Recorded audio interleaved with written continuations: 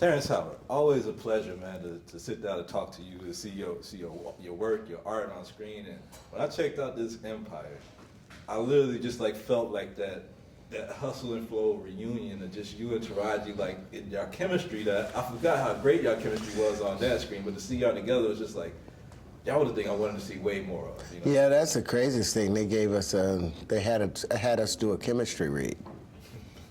After I was like, okay, really?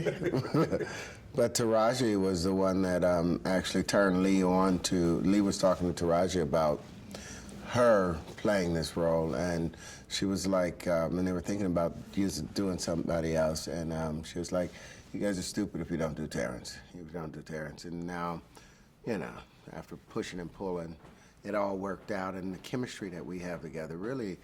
We have so much fun. I was screaming all yesterday how fun this set is. It's the most fun set I've ever been on in my entire life, even though it's absolute chaos and drama with what we're shooting. Yeah. The emotionality, what we feel there, it's beautiful. I feel like, I know TV has been getting bolder in its choices over the years, and this show kind of like exemplifies a lot of bold choices for a broad audience, and in particular African-American audience, when you're dealing with homosexuality, you're dealing with music, you're dealing with family legacies, all things that we don't really have that big conversations about often. You know, how much of a role do you think this show is going to play in starting new conversations? Like I mean, I think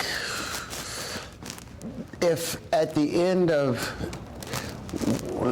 whatever day we come on, I don't know if it's Sunday, we come on after American Idol. What day does American Idol do?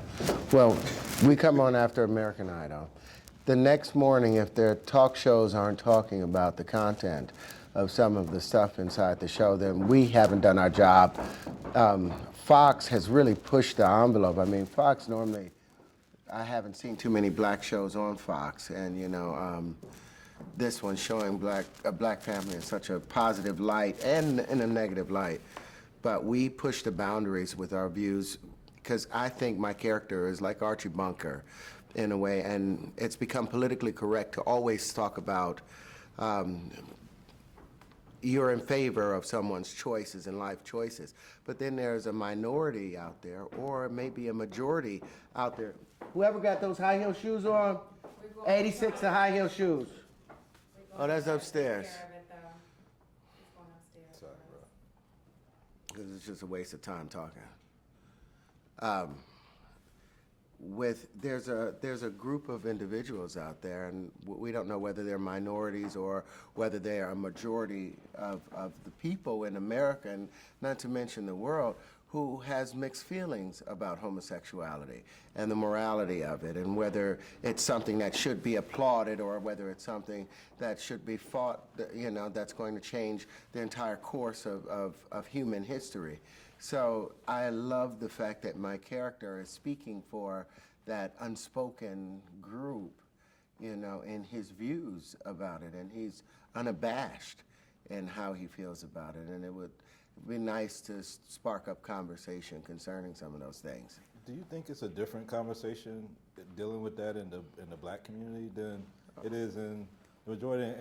And why do you think so? If so, completely. I mean, in the African American community, it's, you know, we have been emasculated to such a degree that anything that shows a man not standing up, back straight, chest out, stomach in, you know, that firm man nature, you know, becomes degrading to the individual.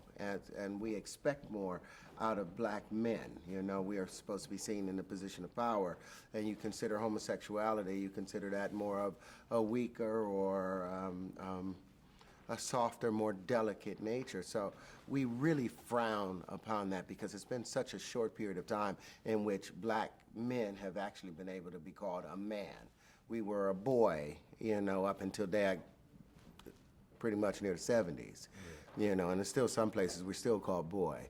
So when anyone that doesn't want to fit the full description that society has placed on what a man is, you know, they get shut down, and we do that in a big way within the black community. I feel sorry for anyone who takes that homosexual choice in their life within the black community, because you are on your own for the most part. Now there's a larger group speaking up, but that's a lonely road. Family legacies. I mean, you look around through history, and there's been so many things with the Kennedys and the Rockefellers and this family, and now the Clintons.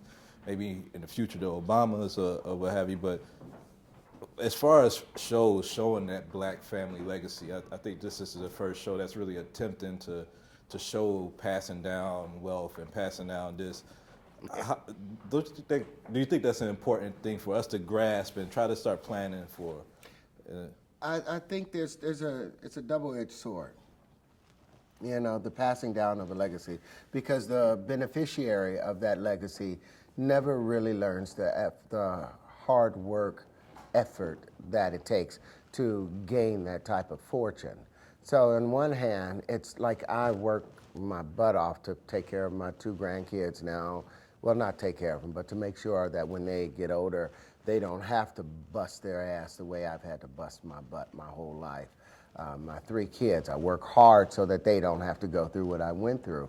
But somehow I think going through what I went through gave me the strength and the fortitude to go on and accomplish as many things that I've attempted to accomplish thus far, and to continue looking for new challenges.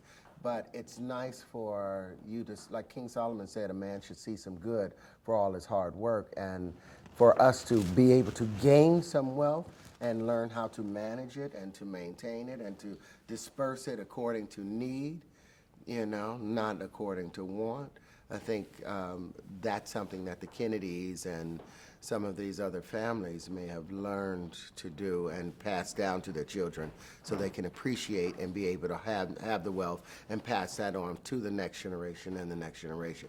I think we need to learn that, but it's nice to see a black family with those kind of opportunities, a black billionaire family, but it's a lot of hardships that come with being a billionaire. Yeah, well, great show, man. I've just seen one episode, but I'm like glued and waiting for Fox to launch this so I could just binge watch all of this show and fall in love with it. I know it's going to change the game for TV and for conversations coming up in the future. I mean, it gets better. You saw the edited version of what we're doing. I hope Fox allows us to stay on the air. Wow. Because the stuff is crazy. Wow. Bravo, brother. Thank you, man. Thank you.